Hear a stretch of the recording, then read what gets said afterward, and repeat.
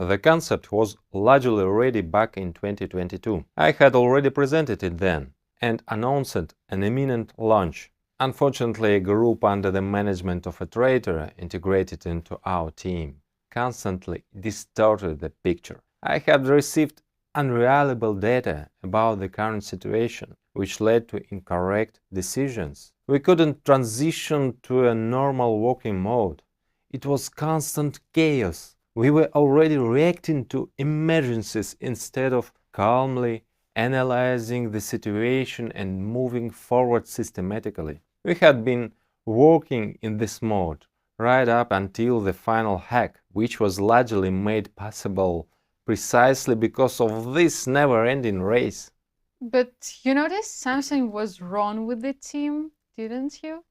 Of course, after noticing inconsistencies, my first step was to try and establish cooperation with the existing team, which as it turned out later was already preparing an exit scam. I then began bringing in new specialists and creating parallel structures independent of the malicious team. These efforts were immediately met with strong resistance, leading to internal conflict that wasn't always visible from the outside. But in the end, I managed to build an effective structure around me. Realizing they were losing control, the whole team decided to implement the scam they had been preparing. What results do you think you could have achieved by now if none of this had happened?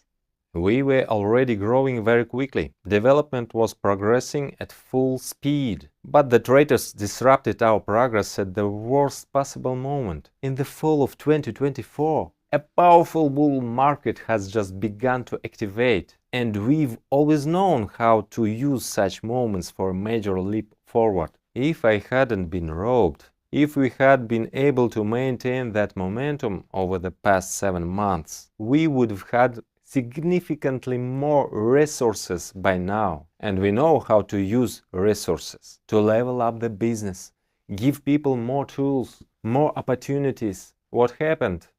Set us back significantly. But you know, they say that if you took all the money in the world and distributed it equally among everyone, over time it would gradually return to the pockets of those who were wealthy before. That's partly true, but there are nuances. Which nuances?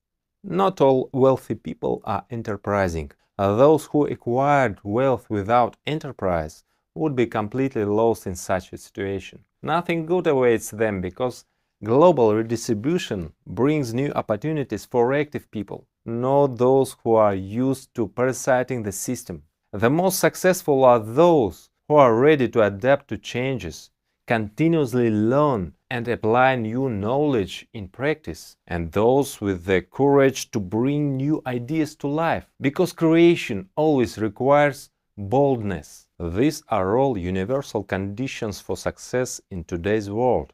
A hypothetical scenario of global redistribution would lead to a complete renewal of Forbes lists and other ranking of the world's wealthiest people. So it would be more accurate to say that there are people who, even if all their money and assets were taken away, would be able to start from scratch and regain wealth.